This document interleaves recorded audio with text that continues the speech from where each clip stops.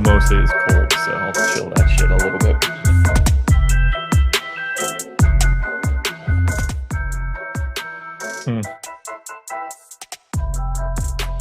Well, Lewis Klein about to be incredibly disappointed. What is happening, everybody? It is Christmas. Merry Christmas to you. I am in the Christmas spirit. We got Mike Lawrence producing the show, filling in for Jordan on Christmas. He's in the Christmas spirit. Josh is halfway in the bag. He's drinking some mimosas, so he's in the Grinch Christmas spirit, but there's nothing wrong with that either. So, guys, first of all, happy holidays. We got the new year coming up in a few days as well. Do us a big favor for the holidays. Like the video, subscribe to the YouTube channel. We've also got an NFL show going on right after this. So if you guys have any questions for us over the course of the show, if you're in Discord, we'll be answering those on the show. And we've got an interesting Christmas slate to talk about. A lot of injuries on the board. Josh, how are you doing today? I'm good. I'm ready to play some basketball here. I love the NBA slate on Christmas. It's easy to just sit around and have this on in the background all day. So I look forward to a Christmas slate. Contests are good enough, I guess. I'm not going to quibble when I walk away with $200,000 or whatever it is, so I can't be too mad. Y'all are playing for second place. All right, so Josh coming out confident. He's very, very confident that he's going to win the big contest on DraftKings today. I am playing on both DraftKings and FanDuel, but 20 lineups on DK. I'm playing 150, so a little bit more on FanDuel. The reason for that is I knew I was going to be doing this show with Josh today, and since he's not an insane person like Eric Lindquist, I figured he was probably just going to be playing on DraftKings, wasn't going to be playing on every single site in existence like Eric does. So I figured that, hey, if Josh is going to be playing on DraftKings, I'll play a little bit more on FanDuel so we get both perspectives as we're talking over the slate. And just some injuries that are really important for today, Josh. And typically we see everybody play on Christmas. Not going to be the case today. Joel Embiid is out dealing with an ankle injury. Yusuf Nurkic is out. That is due to personal reasons. And then players who are questionable. Jimmy Butler's questionable. Kristaps Porzingis is questionable. Lively's questionable. Wiggins is questionable. There's some other guys as well, like Cam Reddish, but those are the ones who are most likely to impact the slate today. So I want to talk about these injuries, the impact of these injuries, and the value it opens up. But one other thing I want to ask you about the Christmas slate too, Josh, is I was looking at some of the minutes from last year, and there were players in competitive games that played more minutes than they normally would, which maybe it's because of the holiday, maybe it's because every team was off yesterday. But should we be expecting maybe a couple of extra minutes from core players today because these are highly televised national TV games? I think it's pretty safe to say that in a competitive matchup, the key stars, you would feel pretty comfortable going an extra minute to all of those guys in a projection. I think that makes some sense. Everything, everything is on a spotlight today. I think most players would want, if they're already playing, they would want to play more in these situations. So those kind of things run analogous to everything else that we're going to be talking about. So I tried to give every stud player either the tippy top of their minutes or give them that extra minute, depending on who they are. Yeah, one that stood out the most to me was last year on Christmas. Jokic played 45 minutes. Now, the game did go to overtime, but that means he played 40 minutes in regulation. So we did see some of those competitive games, core players play more minutes. But with that said, there was a handful of blowouts last year on Christmas, and we still saw players come off the court, relatively early for the lopsided game. So something to keep in note when you guys are building the lineups is maybe some of the studs could look a little bit better than normal for this slate. And then also we have the value to get up to them a little bit more easily than we otherwise would have because Joel Embiid is out and the pricing isn't really set up as if Joel Embiid was going to be out because this pricing came out well in advance. So the first thing I want to ask you, Josh, is how many 76ers players are you comfortable being in one lineup?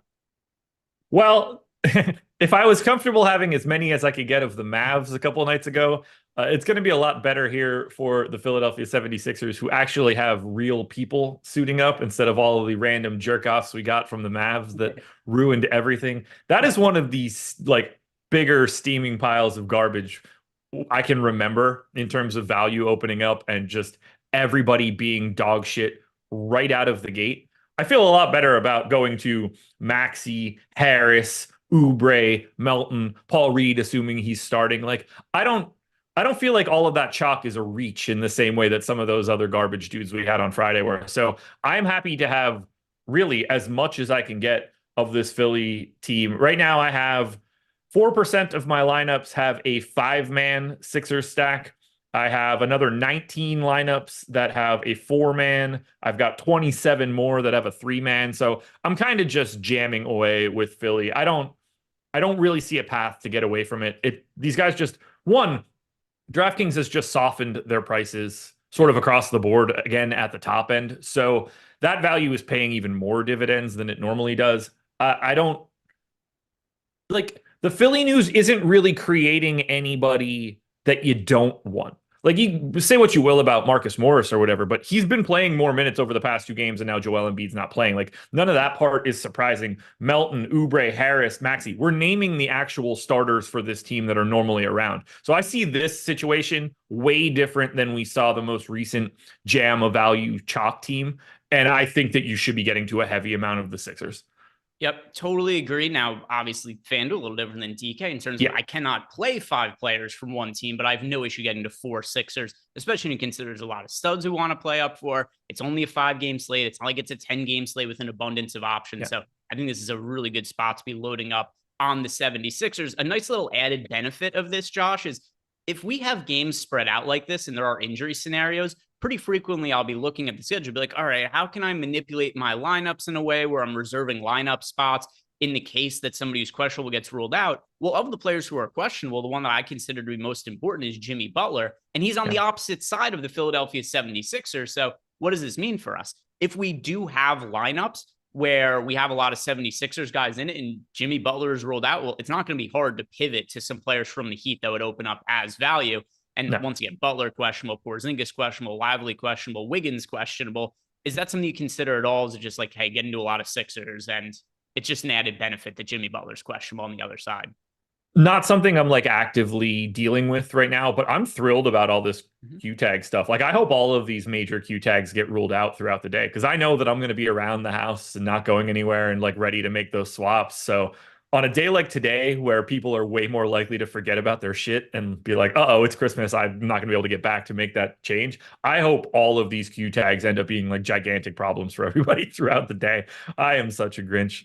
Yeah, hey, I'm with you though, also because one of the best ways that we could find value today is like if Porzingis gets ruled out, Jimmy Butler, Lively, any of these guys, and we'll in a second talk about what the implications would be if these players are ruled out, because we're not going to be live on the show for 8 consecutive hours waiting for this news to break. So we'll equip you guys with the information you need to be able to make those pivots. Something else you guys should be taking advantage of. Better sponsoring the show today, and for the holidays, reward yourself, because if you sign up at Better using the link we have below, you can double your deposit up to $500. You put $500 in, they're going to match it for $500. All you have to do is sign up using the link we have below and take advantage of the deposit offer at Better. That is going to be the easiest way to help build your bankroll as you navigate DFS and sports betting. If you're anybody you know has a gambling problem, call or text the number 1-800-GAMBLER. So, Josh, let's talk about the players we're prioritizing the most from the 76ers. It's the team I'm getting the most exposure to. You are as well. Who is it that we're individually getting to the most, though? Who do you view as the players you absolutely need to get to from Philly on DK? Assuming Paul Reed is starting, he is the highest owned dude on the DraftKings side at 80%, or at least he was earlier. I imagine that hasn't changed. I need to grab updated ownership, but he's the guy that I have the most. As long as he's starting, I think you just get to a ton of him. He's 4,300 on DraftKings, like that kind of point per dollar. He'd be 5,500 if they knew he was starting and could have made that happen before the salaries came out. He'd be like 5,500 or 6K. So on a day like today, you'd be giving up so much value by avoiding it. I think that's the easiest piece. Now, if he ends up not starting, which I don't think is out of the realm of possibility in this spot, I'm guessing they do it just because it's easier, but they don't have to. That's when it starts to get a little scarier. You probably feel a little bit better about Marcus Morris, but I think Paul Reed is the first guy to get to just because of his price. So I have 4 guys that I have nearly identical exposure to on FanDuel, all around 70% of my lineups. Marcus Morris, Tobias Harris, Tyrese Maxey, Paul Reed. Like those guys are pretty interchangeable to me as the top priorities from the Philadelphia 76ers. Now, of those players, Paul Reed is probably the flimsiest right now, just because, like you said, I don't think he's guaranteed to start. It makes the most sense for him to start. But, whether Nick Nurse has been the coach this year or whether it was Glenn Rivers last year, I forgot his actual name. It's been a minute since I've had to talk about that buffoon on this show. Oh my God. Is for whatever reason, coaches don't seem to love Paul Reed, even though he's like the clear best option for this team when they see Joel Embiid out. Like sometimes they go to Paul Reed, sometimes they don't. And earlier in the year, there was a game where Paul Reed was massively owned. I can't remember exactly which game it was. He didn't end up starting. Mo Bamba was the first big man off the bench. Then Bamba got in foul trouble. So Paul Reed ended up being like, okay, but he didn't play the minutes all of us were expecting him to. So I'm going to definitely be lowering my exposure to him if he doesn't start, because even though he still has the same upside, I don't think it's going to meaningfully change what his ownership will be. And there's going to be a downside that I don't think the field will be reacting to. But assuming he starts, I agree with you. It'd be hard to deny that he's the best overall play on the 76ers on DraftKings. And FanDuel, he still is a really, really strong option at $4,800 and one of my core plays from the 76ers, but does look a little bit better on DraftKings just because you can roster in multiple spots, whereas FanDuel, he only has the center eligibility. Outside of the guys like Morris, Harris, Maxey, Paul Reed, are there any real priorities for you from the 76ers? No, I basically only have, right now, I only have 5 dudes. I'm actually pretty aggressively fading Marcus Morris. That might change. I gave him an extra minute before, I'll probably rerun my stuff once we get 11:30 lineups and things. But so I might have a little bit more Morris, but right now I have 92% Reed, 60% Oubre, 35% Melton, 45% Tobias Harris, 50% Tyrese Maxey. I have no problem getting to those 5 guys. Morris seems to be the odd man out for me, which may change. I did want to add this.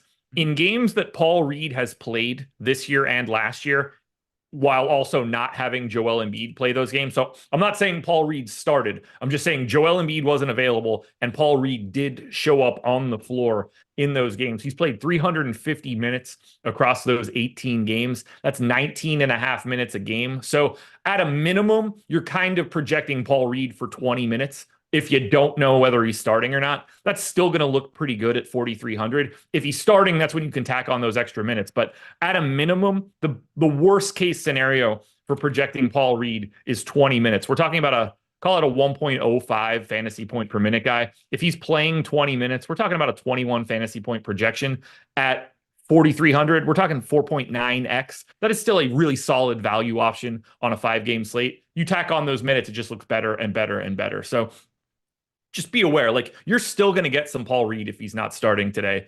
It's just not going to be the 80% that we're projecting. Yeah, so we'll end up seeing what happens with that starting lineup, and that game locks at 8 p.m. Eastern time. We've got Jimmy Butler questionable on the other side of the game as well. So we'll talk about Nurkic next, and then we'll walk through some of the other players who are questionable, what it could mean. But in the interim, your guys' questions. Starting with Ace of Spade. He says, Merry Christmas. Merry Christmas, Ace of Spade. He also says his birthday is tomorrow. Trying to win big today. So Ace of Spade, Merry Christmas and happy birthday. And I like too the idea. It's like, hey, I don't try to win big the other days, but because tomorrow's my birthday, it's time to win big. So Ace of Spade, let's try to help you do this. He wants to know our favorite options for DK tiers. So Josh, I do have some tier stuff run here, which I run just for Ace of Spade every day. I know he's going to ask me this question on Live Before Lock. Have you looked anything at tiers? If not, I could just answer it. Yeah, of course. The only thing that I did when I woke up today was like, how could I know more about DK tiers, a product that I just cannot stop getting to? No, I just threw my projections into Cruncher and ran everything. So I do have answers for DK tiers, but no, that was not the way that I started my Christmas. All right. So you and I, different priorities, because my priority is always to make sure that I've got Ace of Spades DK tiers question ready to be I got answered. drunk instead. And yeah, listen, I understand. I understand. Tier 1, though, that's got to be Luka for me. Nikola Jokic, as great of a year as he's had overall, he's probably been the second most valuable player in the league, just behind Joel Embiid, who is also in tier 1, but is going to be out today. Luka's fantasy production has been on another level with Kyrie Irving out. So pretty easy for me, Luka over Jokic, especially with Jamal Murray, Aaron Gordon, and all the likes healthy. Agree. Full agree. I ran 50 lineups, no randomness. Luka was in 49 of them. Yeah, no surprises there. No surprises. Tier 2, we have Anthony Davis and LeBron James, who I do think are the 2 best options in this tier. But I want to ask you one thing, Josh. These guys are both listed as questionable. We've seen each of them out of the lineup at times lately. Are these real injuries? I like, because the Lakers, I usually just write them off and say they're fake. But we've actually seen these guys miss games. I'm not putting any real weight into them being listed as questionable. Should I be putting more weight into it? I don't think so. Unless these guys, like, I know this sounds stupid when I say it, but like it makes sense in my brain. Unless they're actually injured, they're playing. Like they're playing a Christmas Day game against Boston because they get how this works. If they're not playing, it's because that whatever injury they're sitting for is way more real than it seems. I have them both in. I'm assuming they both play. I know that everything that I just said there sounds dumb. Like, yeah, the injured guy won't play. No shit. But like they're questionable all year. I just have to treat it like they're playing today. And I agree, they are the two best plays. I've got it 2-1 AD to LeBron. Lillard and Tatum, neither one of them showed up for me. Yeah, Tatum would get a little bit of a boost if Porzingis is ruled out, but that wouldn't be enough for him to overtake AD or LeBron. So AD for me in tier 2. Tier 3, this is a little bit tighter. And it's because we've got Devin Booker and Kevin Durant, who I find to be very interchangeable at the top of this tier. And then Julius Randle, Bam Adebayo, Steph Curry. They're a little bit of a step behind. Even if Jimmy Butler is rolled out, that would make Bam look better. But kind of like what I said with Jason Tatum before, sure, Bam would look better if Butler doesn't play, but not enough to where he would overtake Booker or Durant. I don't have a real clear lean between Booker and Durant. I get to a little bit more of Booker, but it's not like significant. I've got it 2-1 Booker. I have Booker by 1.5 fantasy wise, but that's like you're quibbling there. If you want it to be Durant, by all means, let it be Durant. It's not the other three is the easier way to say it. And then tier 4, pretty easily Tyrese Maxey. I assume this came out before Joel Embiid was rolled out. Yeah, your only option is Maxey or Brunson. I think you're miles away from everybody else. And that includes if like Butler is out, that won't make Hero look better. It's just got to be Maxey. We're talking about a guy that gets a massive everything bump from Joel Embiid not being out there. And it's not like he's bad when he's out there anyway. So this might have been Maxey even with Embiid. And it's very clearly not anyone other than Maxey. Tier 5. So this is another one where I think there are players who are fairly close. Drew Holiday, Austin Reeves, Derek White. I'm going to give you Derek White for a couple of reasons here, Ace of Spade. Number one, I do project him better than everybody else here. We've got him projected for a little bit more fantasy points over at Stochastic than any of the other players in this tier. But then on top of that, if Porzingis is rolled out, it's a little bit of extra usage going to Derek White. So he's going to be my guy in this tier. Do you see it differently, Josh? Well, I see something differently, but I don't even know if I could say this on this show. I just got a text message from a family member that sent a very, very graphic picture in a text for a Merry Christmas. So I've got Derek White, Drew Holiday, and Klay Thompson all basically the same. Derek White is the guy that led the charge. I know who it's not, and that is newly minted bench guard D'Angelo Russell. So D'Angelo Russell, who I assume is going to continue to come off the bench, Vanderbilt starting. I don't really understand why the Lakers are doing it. They've said that they want to keep Austin Reeves fresh by only playing him 26 to 28 minutes per game. I don't really know what to expect from Austin Reeves coming into the year. I was still a little bit skeptical on him, but I think he's proven himself to this point. Just start him. The Lakers have not had a great start to the year. They're a fringe playoff team right now. Just play one of your best guys more minutes than Austin Reeves. But apparently not what they're doing. They've moved D'Angelo Russell to the bench to put Vanderbilt in the lineup because, as everybody knows, Josh, the best way to utilize LeBron James by surrounding him with as little shooting as possible. Absolutely. Never gets any better than that. By the way, I just sent you and Mike the picture that I was sent via text message from my sister-in-law. Oh, from your sister-in-law. Let's see. Yeah. Oh, that's not as graphic as I thought it was going to be, believe it or not. Really? Yeah, maybe I'm desensitized to these sorts of things because I was expecting something that's not exactly what I was expecting, but I was expecting something a little bit more graphic. It is hilarious, though. Yeah, I mean, like, it just popped up on my screen while we were talking. I would find that a little jarring if it just showed up without any kind of warning sign or anything. Tier 6, little baby's so happy to get out. Yeah, very, very happy. Very happy. It was his time. Tier 6, Tobias Harris, kind of the same as before when we were talking about Maxey in Tier 4. Yeah, I have it pretty clearly as Tobias Harris. I do have Chris Middleton leading a little bit of a charge. We saw his minutes jump up. I think he played 32 there last time out. If he's going to get back to like starter-ish minutes, then I think that gets a little bit closer, but it's still got to be Harris because obviously Joel Embiid just lets everybody free up a lot of things. All right, let's see what we've got going on in the Discord channel. And we've got a question from Einsteinium. He is asking, any chance we see KJ Martin or Mo Bamba today? I am going to say, yes, there's obviously a chance. These are not players that I'm getting to right now, though. If I had to guess which one's more likely to be serviceable for DFS, I'm going to say Mo Bamba, because we have seen a game where Mo Bamba was the backup center, and he is a good points per minute fantasy producer, but not something I'm actually getting to. But for your Josh, KJ Martin, Mo Bamba, either of them making it into your lineups? No, I did give Mo Bamba a center rotation, just because even when Paul Reed starts, he only plays like 24 minutes in these situations. That's only been 3 times over the past 2 years, but I don't I think there are minutes to go around. So I did give Bamba a rotation. KJ Martin, they don't seem to like him. Yeah, no. And I mean, they don't seem to like Paul Reed either, but he's good enough where he kind of forces himself to I play mean, they didn't minutes. play KJ Martin in a game with no Melton, no Batum, no Beverly, and in this case, no Bamba. Like they didn't like they only played him 13 minutes in a game with no Maxi, Embiid, Batum, and Oubre. Like if you're not getting in when those 4 dudes are out, you're probably not getting in today. And I understand Einstein's question for it being a 5-game slate. It's a little bit smaller. Games are spaced out. And he's trying to find a way to really differentiate lineups.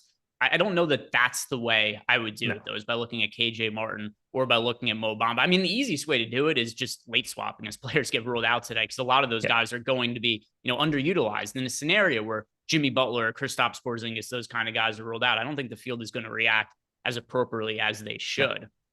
A couple of more super chats that we have. This one here is from Bobby Bees. He wants to know, can I get 2 solid pick'ems on Underdog?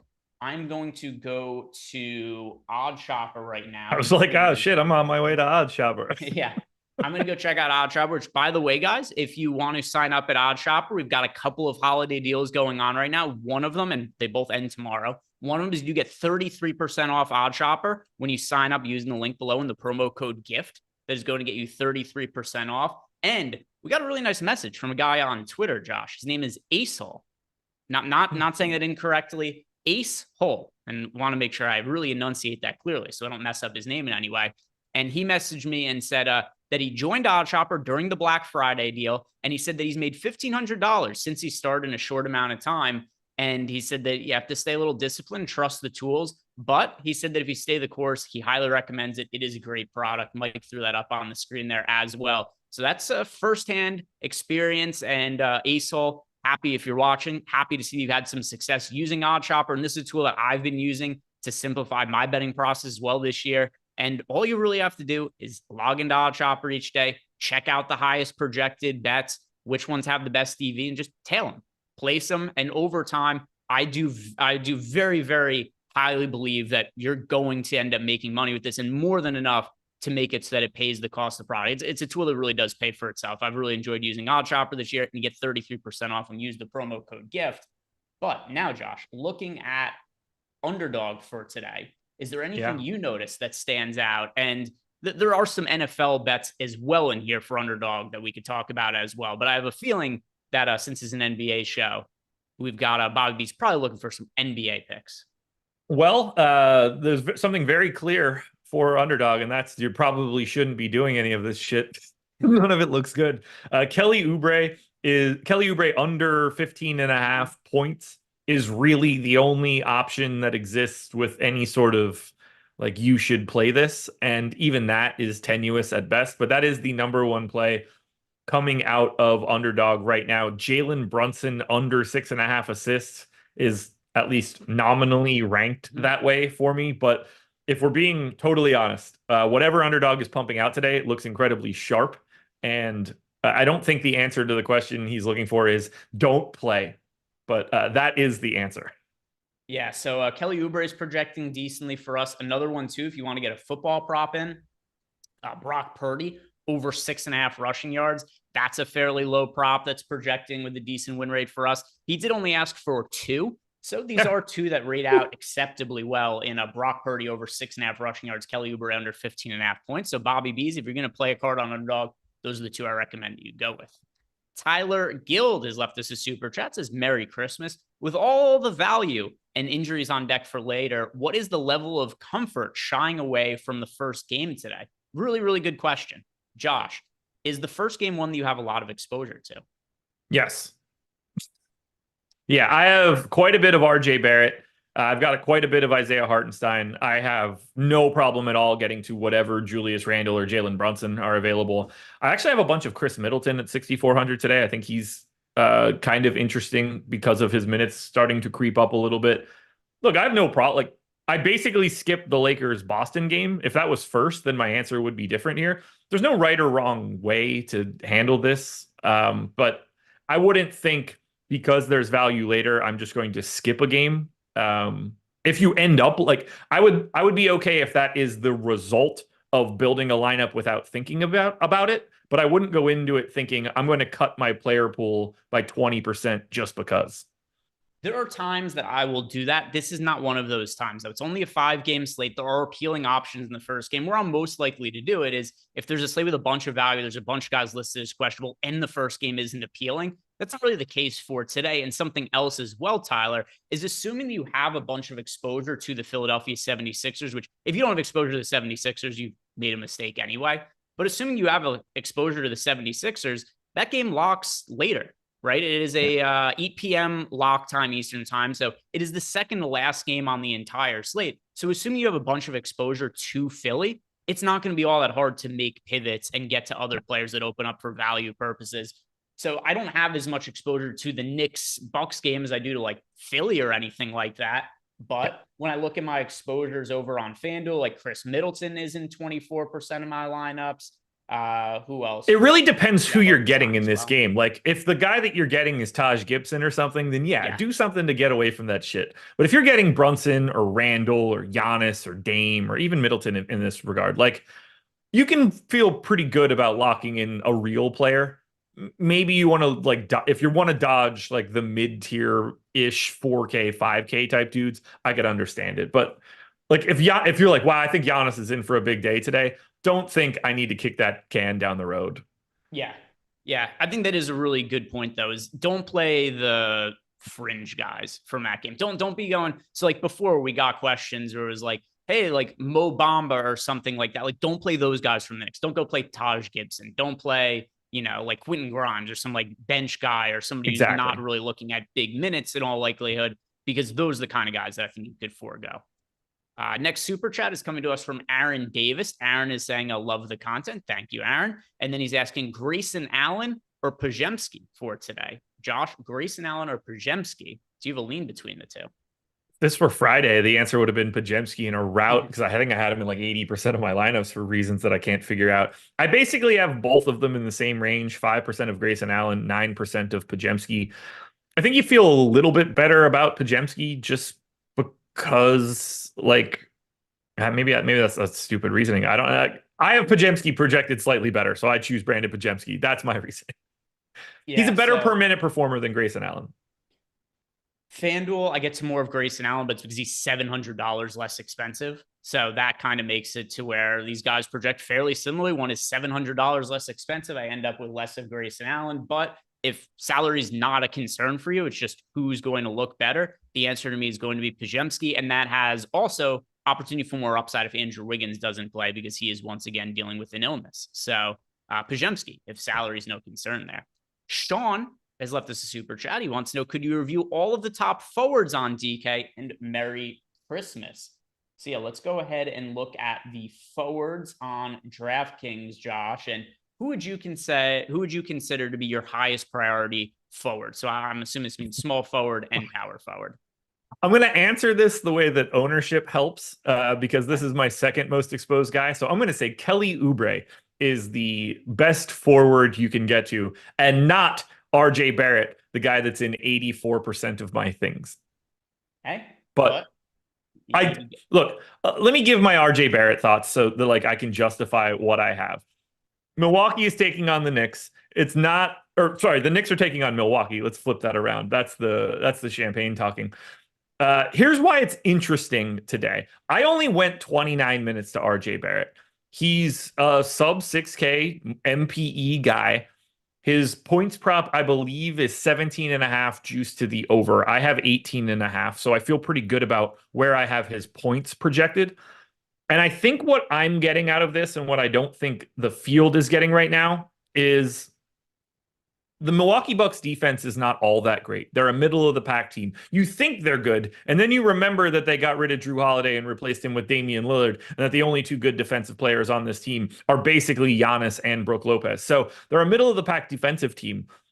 They are the second fastest team in basketball right now. And I think that's the big benefit. The Knicks are 25th. This is a huge pace up spot for New York. And while I don't love going to RJ Barrett and his minutes are not the most fun thing to project, I understand why it's happening on a day like today when he has this sort of good game environment that he might not always have. So that is why I'm getting to a lot of RJ Barrett. My real answer will be Kelly Oubre for people that are trying to like succeed today. For people who are not trying to build Josh's exact lineups, then I mean, I think that Kelly I lost Oubre, every dollar yesterday playing NFL, so it has to get better today if you want to try to tail me. You can't do worse than 100%. There's not a scenario where they're like, hey, your lineups were so bad that we're going to charge you an extra 10% vig on your lineup. They don't do that. Now, I legitimately didn't catch a single lineup yesterday in the NFL. So if you're looking for a rebound, today's the day, folks. If we're looking at the small forwards and power forwards that I like the most, I know that you're going to be underweight to Marcus Morris for yourself, Josh, but I still think of him as one of the best overall points per dollar plays on the slate. He's already been playing substantial minutes with Joel Embiid in. So now that he's out, like I know we see coaches do weird shit all the time, but logically, this has to mean more minutes for Marcus Morris and more usage as well. So Marcus Morris, and then also somebody you brought up before that I know has been somebody who you've liked a good amount in the past, Chris Middleton. I agree. I think his minutes are trending up. He's somebody I get a good amount of on both FanDuel and DraftKings. So Middleton, who I think that the minutes, like we're not going to see him play 38 minutes or anything like that, but I think we're seeing him play like reasonable starters minutes now regularly. Agreed. I love that you and I now both have the same gimmick of being on like the opposite side of Jimmy Butler. For different reasons too. It is so mine is because he's ducking me in a charity boxing match that he won't even respond to my tweets about. And for you, it's just because Chris Middleton's awesome. Yeah. Because the moment I put that thought process out into the world, Chris Middleton has not stopped being injured, and Jimmy Butler has not stopped taking the Miami Heat to the finals. Yeah, so it's definitely been a little bit of a bad run out for you because I have a feeling you've probably changed your mind since you said that, while also saying that you understand why your opinion what it was at the time. Yeah, I don't disagree with what I said then. It just ended up wrong. Like I didn't think that Jimmy Butler was a great fit on the Bucks, and I wouldn't have wanted to swap those two guys 5 years ago. It didn't grade out like that in any way. If you pull up the graph of both of them on Darko, like you can basically pinpoint the moment I said it on a show, because Chris Middleton just goes straight downhill on the roller coaster. It's a direct line down. And meanwhile, Butler plateaus straight across the board. Yeah, just continues to smash every single day. It's the worst. Let's see what else we have in here. This is Corey A. Jefferson is asking, is Eubanks in a 20 max a fade on FanDuel, and thoughts? So let me go and look at what I'm assuming he has power forward eligibility, because if it's just center, then he's very easy to get away from. He's power forward and center. He's one of my more rostered power forwards on FanDuel. It's not the most appealing position, and he's $4,600. There's very clear value there. So I would not recommend fading Drew Eubanks. You don't have to have him like all your lineups, but he's in about half of my lineups. So Corey A. Jefferson, like if I was translating my 150 lineups on FanDuel to the 20-year playing, I would say like 10 of them should probably have Drew Eubanks in them. But let's talk about the Nurkic situation as a whole, Josh. He's out again due to personal reasons. We saw a very, at least for me, unexpected rotation last game where Drew Eubanks gets into early foul trouble. And for me, as soon as the Eubanks get into foul trouble, I'm going, oh, fucking sweet, because I went underweight to Drew Eubanks on that slate. I went overweight to Metu, who was projected for like fairly low ownership. Like, this is going to be sick for me. And what happens? Azubuike checks in. So didn't know he was on the team. I was not expecting him to check in. He was somebody who I didn't even like totally realize was even on the roster in terms in my mind. I was like, how are they allowed to use the dudes from the Jazz? Yeah, it was Azubuike. Yeah, it was a busted first round pick from the Jazz, ends up on the Suns, and then all of a sudden he's in the game playing backup center minutes. So what are you expecting from the Suns big man rotation now that we know that Nurkic is out once again and we've seen it play out for a game? Yeah, that's a fantastic question, Greg. One of them that I don't have the answer to because they just randomized what they were doing in a way. I legitimately did not like, I didn't project him for a single minute on Friday. I projected Metu as the backup center. I think they would have gone to like multiple other dudes before they went to Azubuike, and then they went to Azubuike. Then I pulled up my sheet and I was like, oh, at least I do have him allocated to the Phoenix Suns, which was news to me. I gave him 16 minutes. I gave Drew Eubanks 22. I find both of these guys relatively uninteresting. Like Azubuike's 3,900 on DraftKings. Drew Eubanks is 4,800. I didn't really get to Eubanks on DK. The FanDuel side is different because you unlock that power forward eligibility. Meanwhile, Azubuike is still the flat minimum, but he's center only. I think it's pretty easy to just avoid both of these guys. Um, I don't mind holding on to some of that Eubanks ownership, but like I definitely don't think you get to Azubuike. What was the ownership on Eubanks right now on FanDuel? Yeah, let's see. So You could ballpark Eubanks, me if you just know it. yeah, so Eubanks is 52% owned on FanDuel, which I have in Huh? about half my lineups. I mean, the power forwards are not great on FanDuel. Okay, that seems high. Just like I obviously haven't run anything on FanDuel, Mhm. but that seems a tad high. If his price were like a little bit more manageable, I think that would make a little bit of sense. He should obviously be owned. That power forward eligibility really just changes the game up a little bit for how frequently you can be rostered. I would not have much of an issue coming in light on a 50-50 Eubanks day. Yeah, so a couple of things. Number one is I'm pretty close to even with the field on Eubanks. If we do see some players later on the day, like Porzingis ruled out, like I'm going to be getting to more of Al Horford. If we do see, Yeah. Jimmy Butler ruled out, then I'm probably going to be getting to more of Jaime Jaquez Jr., going to be getting to more of Bam Adebayo. So the number I have right now can only go down later in the Yeah. day, and I'm cool with it being what it is right now. But I do expect that probably one or two of the guys who are questionable is going to get ruled out, and that is going to naturally lower the ownership I have on him. Here's where I would be more on the same page with you, Josh. If this was the first game on the slate, talking about the order of the games and not the last game, but the fact that he Yeah. plays at 10:30 p.m., the final game of a 5-game slate, it's just a spot where if I have him in lineups, no issue with it whatsoever. But he's going Agreed. to be the first guy whose ownership gets lowered for me should players start to get ruled out. I completely agree. The fact that they play when they do just allows you some more flexibility moving through the rest of the night. I might not prioritize him on a hand build, but if I had a chunk of Drew Eubanks right now, I wouldn't be looking to get away from it. I'd be pretty happy knowing I'm just opening myself up for more flexibility for the incremental start times that we have today. And then one other thing that I'll add is I do not like him nearly as much on DraftKings as on FanDuel. And a lot of that is to do No. with the power forward eligibility that he has on FanDuel. Of the 20 lineups I'm playing on DK, Eubanks is in 2 of them. And Yeah, that's I only also have 1% of him right now. The DraftKings play is not even comparable to the same thing. You should not be trusting him on the DK side. The power forward eligibility literally changes everything. That opens you, like, he would barely be owned if he didn't have that. and even those 2 lineups I have with him on DK, I probably are not going to have them by the time more injury news comes out in late swap. So much more Yeah, of a high if we priority get on dudes FanDuel. out, they're like everything that we're talking about is going to look pretty dramatically different 10 hours from now. Yeah, yeah. This is a long drawn out slate. Why couldn't Next, DK just drop these 4 island games? yeah, all 4 of the island games.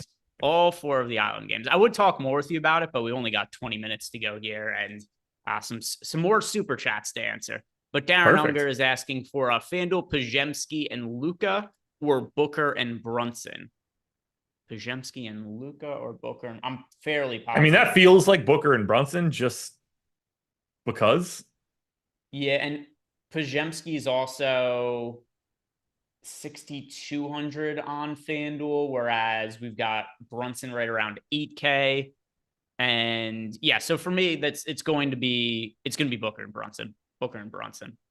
Yeah. Like if that is a comparable amount of total salary, it's really hard to want to pick Pajemski there. Yeah, and I'm pretty sure it is the same. Anthony Peters wants to know who is the Carol of Christmas. All right, so this could be interpreted in many, many different ways. And a lot of times, Josh, I'll get these weird questions on Live Before Lock, and I don't really know what they mean. So I make it up, and then we just answer the question anyway. So who's your favorite GPP play? Low owned GPP play that, and we'll say sub 15% with it only being a 5-game slate. So who's somebody under 15% that is a somewhat important part of your builds? Under 15%. Yes. That would be Eric Gordon. Okay. And I'm not excited about it. All right. So let's that might go away. I tweaked his. I just ended up with a lot of them, and I don't have a reason why. None of it makes sense to me, but I did. It did happen. So my answer is Eric Gordon. He plays. That helps, right?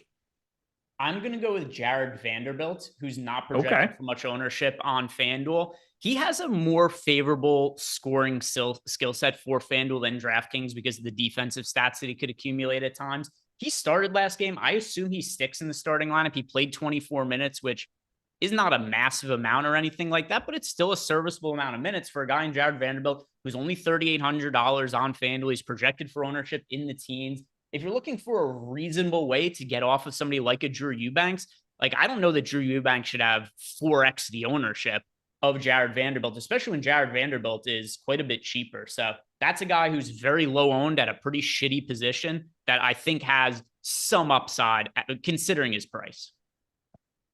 I have no problem with that shout. Now that they moved him into the starting lineup, it's certainly more interesting.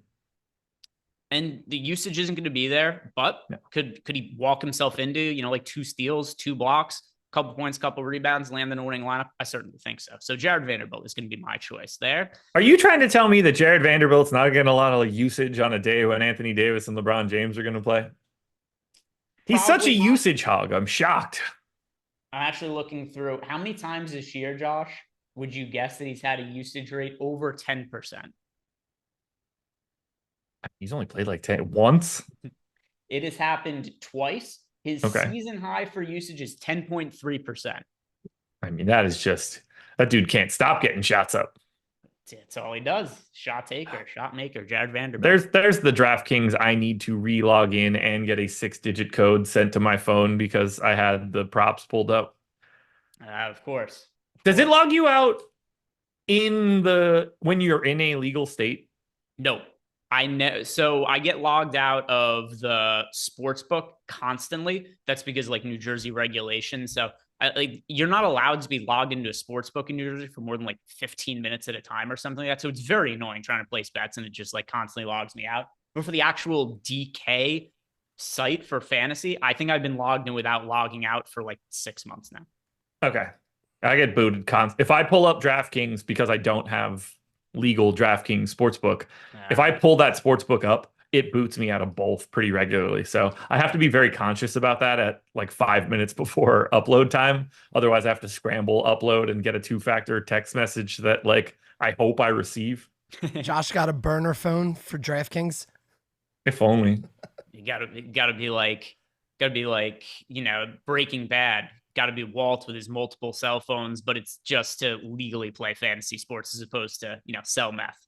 I wanted to set that up, but I thought you were going to say you wanted to sell meth, but I mean, at that volume, I would be Walter White. You could be Heisenberg. I mean, I would like to be a PhD level chemist that takes over the meth game. That seems fun. New career. Listen, if DraftKings keeps downsizing some of these contests, we got a plan in our back pocket. It's always good to have alternatives. The real version of that show is that he just becomes the cook for Gus Fring and they've just run an empire and it's there's no anything. Just be really good at your job and just show up and walk away. Nobody ever sniffs around. Just be less, stop murdering people. But it was pretty cool when he blew Gus up and his face fell off. It was. Echo is asking us best plays position by position. So yeah, Josh, you do it for DraftKings and I'll do it for FanDuel. Who are you getting to the most exposure to at each position, starting with point guard? Oy vey. All right, let's do it. All right, now this is going to be the run that I made prior to this show starting, but we'll be pretty close either way. The point guard that I have the most exposure to, I actually feel good about. That would be Tyrese Maxey. If you're interested in the second guy that I have, that would be Jamal Murray. That one's going to be less talked about today, but I'm not mad about it. But either way, Maxey or Murray is the answer, and both of those feel better than some of the answers that I'll give you for the rest of the positions, like shooting guard, who right now is Kelly Oubre, but is also chased down by Eric Gordon. That one I like a little bit less, considering he is less than 10% owned.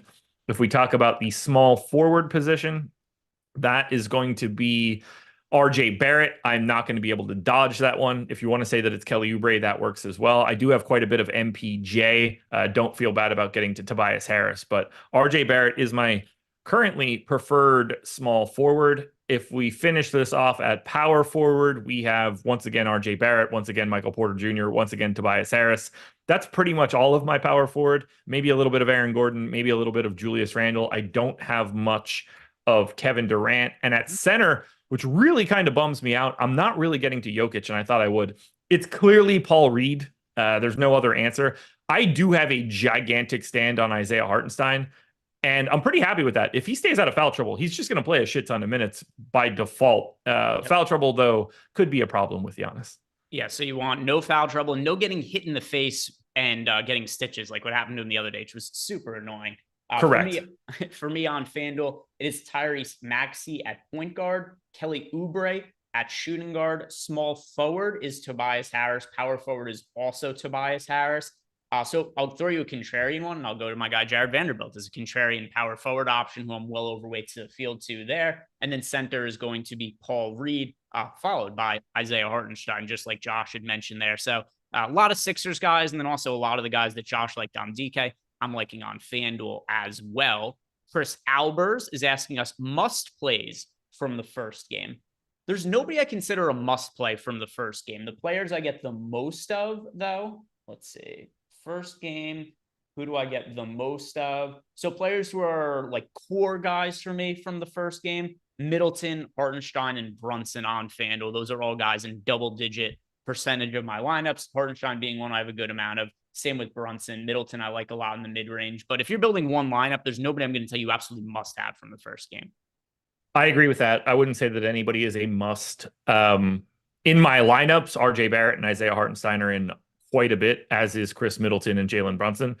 But I don't see anybody as like you would be making a mistake if you don't put this guy in immediately.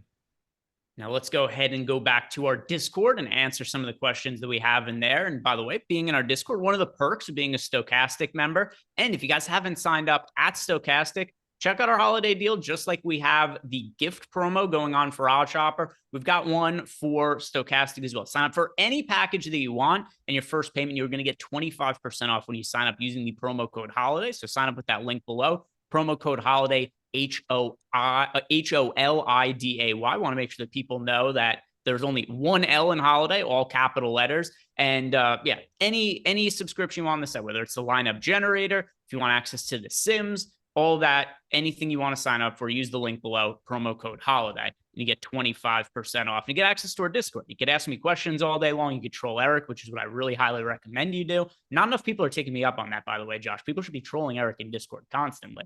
One of the completely perks. agree. And if you aren't going to take advantage of that deal, you only have one more day. It ends tomorrow. So if you want to troll Eric, you can do that for 25% less than you normally would have to do if you take advantage by tomorrow.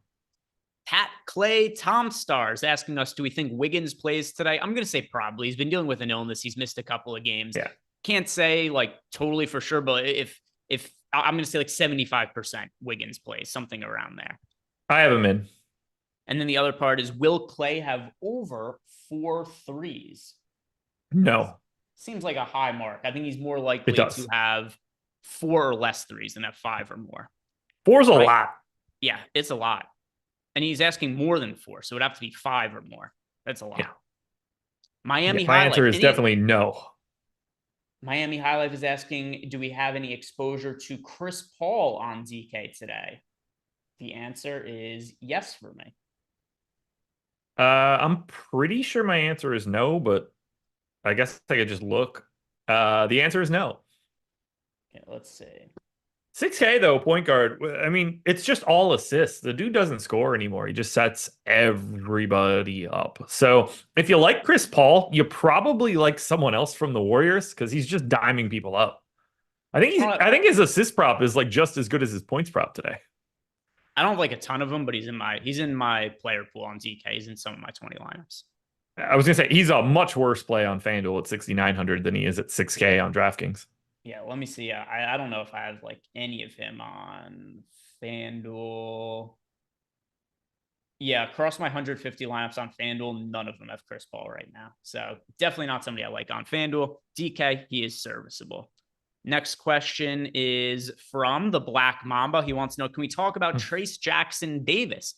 So Trace Jackson Davis is somebody who I liked a couple of slates ago because his price hadn't really come up. Steve Kerr was talking about getting him more minutes. The problem now with Trace Jackson Davis is it seems like he's not going to be starting over Kevon Looney. I do expect Andrew Wiggins to be back today, which doesn't make the biggest deal in the world, but it does have somewhat of an impact. And we're seeing him, the price has gone up, the popularity's there. So I'm not getting Trace Jackson Davis. Are you, Josh? No, I don't really see the path on a day like today, unless we get that Wiggins news. And even then, he's up to 5,300. Like, do I expect him to be a 1.4 fantasy point per minute guy moving forward? I certainly don't. um, so like, even if even if we get Wiggins out, he's $200 more expensive than Andrew Wiggins right now. If you need like a reference point, he's $300 cheaper than Kuminga. I'm just more likely to get to Kuminga in that set than I am to be Trace Jackson Davis. Next question is from Min Cash Merch. He wants to know, how much Luka am I getting to? I have 30.7% of him on FanDuel, so he is in right around a third of my lineups. Josh, is he a priority spend up for you on DK? I thought he was. Like, I assumed I was going to have a lot of Luka or a lot of Jokic. He is now. He wasn't earlier. I have 33% Luka. He's projected for somewhere in that like 25-ish range. So I am now getting to Luka. I'm not getting to Jokic. I had basically none of those guys earlier when we started this show. But yeah, I am up to 33% Luka. I do think he's the best pay up option you can get to when there's no Kyrie around. It's interesting to say Kyrie around, given he doesn't really understand what around means.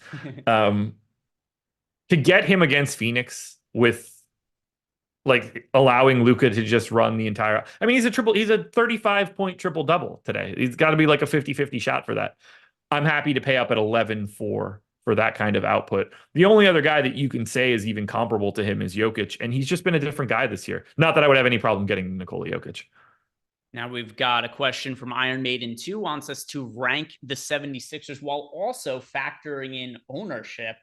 So this is a little tricky because I think a lot of these guys are fairly similar, right? Like I don't have a good way, unless you do, Josh, to differentiate. Like to me, like Tyrese Maxey and Tobias Harris, when you're considering all things, like I consider them both to be really strong plays that are both like top tier type guys. But how would you go about ranking the 76ers? If Paul Reed is starting, he's the number one guy. Mm-hmm. Because 4,300 is just, you need so little on a 5-game slate out of him to fix it that it's got to be Paul Reed, assuming he's starting. After that, I'm kind of with you in that I do think all of these guys look pretty comparable. By the way, I'm up to 25% Morris now. So 1 minute handled me getting a little bit more value. I think I would say Maxey 2, just because I think a lot of these guys are pretty comparable per like point per minute dudes. And I want to defer to the high guy in that point, because if Tyrese Maxey just hits his projection today, he's probably like 30, 40, 50% to just simply be okay in a winning lineup. Like you're not going to feel bad if he gets to his projection. Anytime that Tyrese Maxey exceeds his projection, it becomes very, very likely that you'll need him tonight. Whereas, like, if Kelly Oubre exceeds his projection and scores 34 fantasy points, there could just be other value guys that like make those permutations work. The fact that Maxey's down to 8,600 now without Joel Embiid, I'd put him second behind Reed. Yeah, so for me, and once again, like assuming Paul Reed starts, like he's top tier with Tobias Harris and Tyrese Maxey for me. Then I have Marcus Morris on like the next tier. Then followed by that, I'm going to group Kelly Oubre and DeAnthony Melton together, subject to change based on starting lines. So assuming Paul Reed starts, that's how I'm going to go about ranking these guys for you in there. And now the next question is from Einstein. He wants to know if we have any love for Quentin Grimes or Kevon Looney. And that is a no for me on both of them. Quentin Grimes or Looney? No and no. Yeah, that is going to be a no for me. So that answers all those questions. And we've also got the super chats out of the way. So let's really quickly, before we wrap up here, Josh, only a few minutes left to go. If you guys haven't done it yet, like the video, subscribe to the YouTube channel. Let's talk about some of the players who could potentially benefit if these key players are ruled out, starting with Jimmy Butler. If he is out, who are the players you envision yourself getting to more of? Probably nobody, if we're being like perfectly honest. Obviously, Bam will look incrementally better, but he's already 8,800. Tyler Hero will look incrementally better. He's already 8,300. They seem to hate Kyle Lowry. He's 4,900. I guess Kyle Lowry looks a little bit better. It's probably like Josh Richardson, 4,600 point guard, shooting guard, and $5,700 Jaime Jaquez that make me feel the best. But I don't think that we lose Jimmy Butler and create a guy that you got to get to aggressively. I mean, the highest owned guy on DraftKings from the last run that I pulled of ownership was 3% Bam. Like, no one's here. For me, Jaquez at $5,700 on FanDuel is somebody who I don't have any of at all right now, who I'd probably getting to, I don't know, 10, 15% or something like that if Jimmy Butler's ruled out. So Jaquez, that would be the guy. And then, more exposure to Bam as well. But Jaquez would be the biggest gainer for me over on FanDuel. Kristaps Porzingis, I was just going to say, what are we going to do if he's out? And then as I was about to read it out, Woj tweeted that the Celtics are optimistic that Kristaps Porzingis will play. So I guess we could take that one off the board.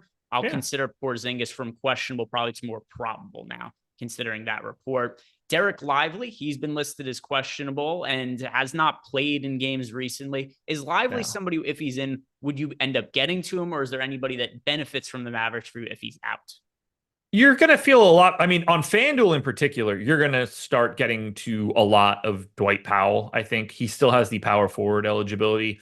Like, if Lively is out, Dwight Powell will immediately look better than Drew Eubanks. Or at least I think that he will. At the very least, you could take this 50% owned guy and find like a pretty easy, cheaper pivot if you want it. So I think Dwight Powell, oddly enough, is the first guy that you start to pay attention to. For Dallas, though, I don't think you can trust any bit of this. Like, you want to feel better about Grant Williams. You want to feel better about Derek Jones Jr. But when push comes to shove, Luka runs every single bit of this team. And it's really hard to just throw additional interest on anybody else. It's very minimal across the board. FanDuel is where it's unique because of Powell's power forward eligibility.